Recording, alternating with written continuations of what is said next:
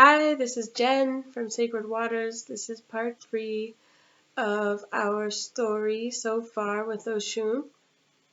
And where we left off in part 2 is that I just went to London and was able to present the idea of looking into or helping the world manage water resources more effectively in some way with research or something. So,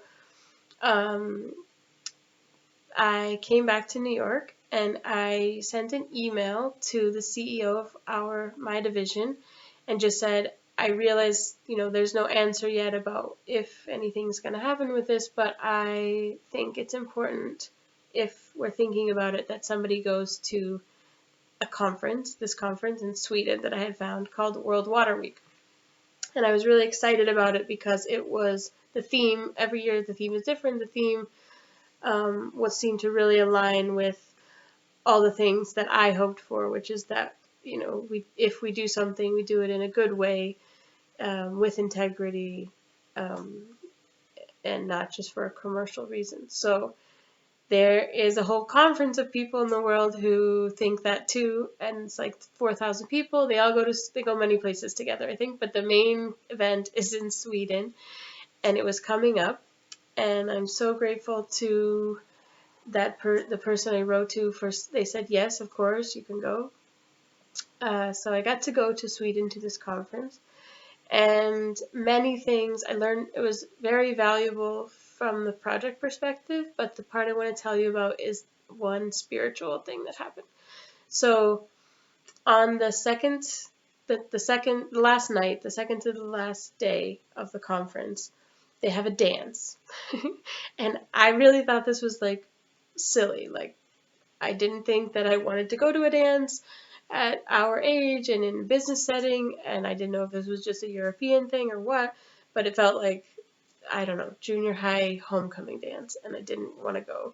So I wasn't planning to go, but on the Thursday, the day that the dance was, they kept announcing during the conference that how fun it is every year, how important it is for networking, that that there's always like really nice connections made at the dance. And so I was like, I don't know what to do. Maybe I should go because the company's paying for me to go, and I don't want to skip any parts. I want to be responsible. And I also, when I arrived in Sweden, went right away and made a little offering in my hotel room for Oshun, because she, I believe now, is arranging all of these things. The project for the water, me even being allowed to go to Sweden, me working at this company, if you haven't watched parts 1 and 2. So I had with me 2 cigars. I went and bought local honey. I went and bought sunflowers. I had brought with me a locket, actually it's a different story, but a friend of mine had suggested that I throw away this locket, and so I had brought it. I just brought it with me, kind of without a plan, but I realized that I wanted to offer to Oshun. So I had 3 sunflowers and and a little Black Madonna figurine, and I just made a little place to pray in the hotel room for that. And so I wanted to go, and I didn't know this either, but Stockholm is a city that's many islands. It's partially next to the ocean, but also partially around lakes and rivers. Mostly around lakes and rivers. Just at the end, it gets a little briny, so it starts to mix with the ocean. And of course, it's a place that's surrounded by rivers and lakes. Of course, Oshun is there too. And I wanted to offer these things that I had to a river somewhere. But the city is a bunch of bridges, and everything that was under construction, so I hadn't seen any place where you could actually go down by the water. You could just see it from a bridge, and there were cars and all this stuff. So I needed to find that place and make this offering. So I didn't know what to do all day on Thursday, and I asked Eshu for a sign that I don't know what to do. Can you give me a sign about what I'm supposed to do? And I didn't get one, so I, at the end of the day, decided I'm just going to do what I want to do. I need to make this offering, so I'm going to go and do that this evening, because I left the next day when the conference was over. So the conference is in a huge arena, like a football stadium size arena, and out one exit is the way to a hotel that's attached to the arena. That's where the dance was, and out another exit goes to the subway. So I went at the exit towards the subway, which is at the total opposite end of the where I thought you go to the hotel at. And as soon as I go outside, there's a giant sign that says dance, I think it's called Dance and Mingle, with an arrow pointing to another way. And I didn't know there's a back entrance to the hotel there. And so I started laughing because I'm like, okay, fine, this is a giant sign, and I asked for a sign. I'll just go there and see what's up, kind of thing. So it was like 5 p.m. and the dance is supposed to start at 7. So when I get there, there's like not many people around, but a few people mingling, and they're starting to move the chairs and stuff at the event. So I'm just like hanging out for a minute, and nothing's really going on. And so I was like, okay, I came here, nothing special happened. I'm going to go now to the water. So I needed to charge my phone so that I could have Wi-Fi to get to know the directions. So I asked the DJ. He told me to ask at the bar. I went to the bar, and the guy said yes. So he plugged in my phone, and I was standing there. There was someone sitting beside me, and we didn't talk to each other. And then they started taking all the bar stools away from the bar, so everybody was moving away, except for they left one guy on the bar stool by me, and I was standing up.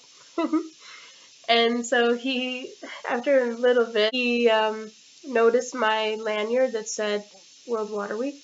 And he said, oh, you're here for World Water Week, I am too. So we started talking. And he said, why are you here? And so I said, I'm here for Bloomberg, and I gave a business, a little bit of the business answer. And then I said, and actually I'm here, though, really, because I have a spiritual connection with the water, and the water brought me here. And he said, a spiritual connection? Like, wow, I'm really interested in that. What do you mean? And so I told him a little bit about Sacred Waters, and he's very interested. He keeps asking questions. So then I told him about our prayer, and that we pray, and we were praying for the water, and he was very interested. So I just took a little step, and he liked it, and we kept talking.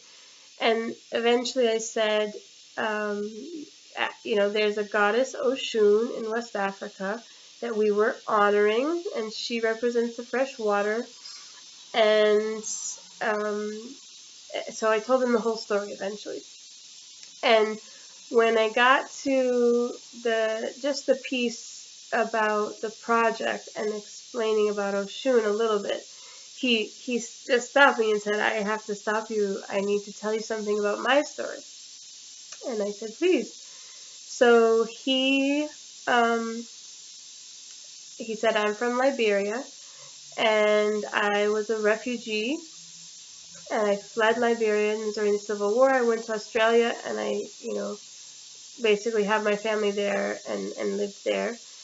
And when I was a child, my grandfather is the chief of the tribal people there, and specifically the Water tribe. And the village that they're from is a beautiful place nearby the water. And his grandfather had, I think, 96 children. His mother was the oldest child of those 96 children of the chief. And his father was from the tribe also, but when his father married his mother, he took her out of the tribe and wanted his family to be raised civilized. So as he was growing up, he got to see his grandfather once a year. The grandfather would come into the town and see them. And so he knew of him and met him, but had never been to the village. And as he started growing older, to when he asked questions to his family about those people, he was told they were evil, that it was dangerous, that they did weird things, and that if he ever went back there, he would likely be killed because of the way that they had left, and that the tribe makes human sacrifices, and all kinds of stories. And he would also try to ask his aunts. He always got the same answer: "There's dangers to talk about. Don't do that. They're evil." And so I had been talking a bit about West African traditions that I know, that I have learned from my teachers. And so he was really kind of moved. And I said, he asked me to just share what I knew. So I shared what I knew. I showed him some videos online of other teachers that I have, and explaining some of the traditions. So he shared with me a story about when he was a boy, swimming in the river, where he almost drowned. And he talked about that they have a spirit there, that if you see any combs laying near the river, that it's very dangerous and not to mess with the spirit. And she's very powerful, but very dangerous and scary. And he described her a little bit, and I said, "That's Mami Wata." And he was like, "You know Mami Wata?" And I happen to have on my phone, I don't know how, from about 8 years ago, I don't think I even had the phone I have now, a picture of Mami Wata that I took in New Orleans. It's a painting. There's a painting there that I was attracted to. I took a photo of it. And so I showed him on my phone. I said, "Is this her?" And he's like, "Yes, that's her." And I said, "No, she can be dangerous, but she's not evil, and she's very amazing and beautiful and wonderful." And I said, "By the way, in many traditions, spiritual people who have a spiritual calling at some point in their lives have a near-death experience. And so you had that, and and maybe there's a spiritual path for you. I don't know, but that's commonly an occurrence for people who have a spiritual calling." And it was beautiful. It was beautiful. He couldn't believe I knew Mami Wata. I couldn't believe I had this photo, and that he brought it up first, that he also recognized the picture. So it was amazing. And he said, "Wow, like if you were an African, I would never speak to you about this. I would never tell you these parts, because it can be, some people have a bad idea about it. And I would never usually bring it up to anyone, but here you are, a white woman and a businesswoman, who mentioned it to me and knows these things that my soul has been searching for my whole life, that I couldn't find anywhere, basically." And so I said, "Well, this is incredible and amazing, and um, I wasn't gonna come to the dance. I actually was just gonna go down to the river and offer something for Oshun. And would you like to come with me?" And he honestly was scared. He said, "Will something bad happen to me if I do that?" And I said, "I don't know if something bad will happen to you. I think these traditions are very beautiful. I respect them very much. They mean a lot to me. They've helped me in my life. And but it's up to you to decide if you want to do it." So he said he wanted to do it. And so we had to stop by the hotel so I could pick up the sunflowers and the honey and the tobacco and the locket. So I picked it up, and then he was shocked. He said, like, "Why do you have sunflowers? And why do you have honey?" And I explained that bees are sacred to Oshun, honey is sacred offering to Oshun, sunflowers that are special to her. The color is yellow. And he, was moved to tears because his whole life he's called himself the honeybee, the bee. And he says, if I'll make sweet things, but if you are mean to me, then I'm gonna sting you. And so he had this sort of calling in him, in his life, even though he didn't know about the traditions, for this goddess. And he loves when women wear yellow, and he loves honey, he eats honey all the time, lots of things. So he was really, really just amazed. It was a magical moment for both of us, I think, but him in particular. So I showed him some more videos about Oshun, and he asked me where he can learn more about this and read and things. So we went to the river. He knew, of course, he had gone to an event that day before. He knew of a place where we could go down to the river. It's the only place in Stockholm. It's by City Hall. So we went there and we put the sunflowers in the river.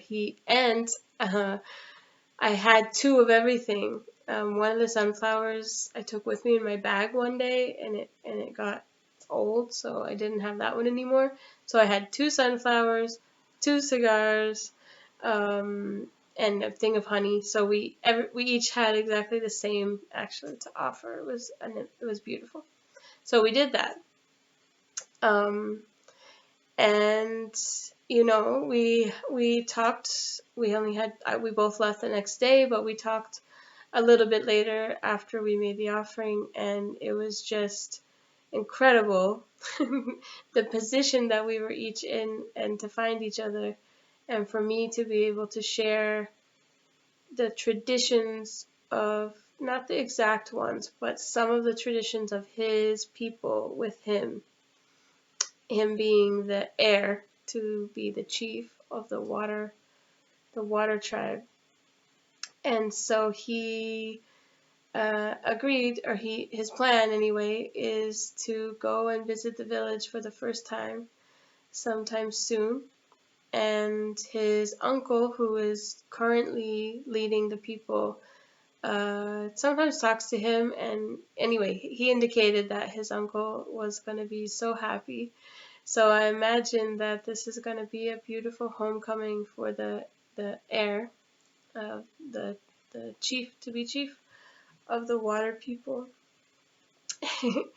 And so that is the end of the story for now. And there are other little parts, and I might make another video, I'm not sure. But also, whatever happens next, I'll let you know the next part.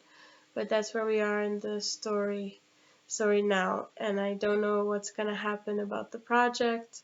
The chief, the future chief maybe, has not been back to the village. So yeah, I will let you know what happens next. Thanks for listening. I'm so thankful to Oshun for all of these amazing things. Like, each one was truly a miracle. A miracle. I cannot believe the piece about the check coming, the way it was arranged for me to start working at a place, and the way I listened to the water, and then the way this place has built a headquarters on top of what I think is a water temple. So it's incredible. The idea, the fact that that there's a Liberian tribal person returning to his own spiritual path because of this.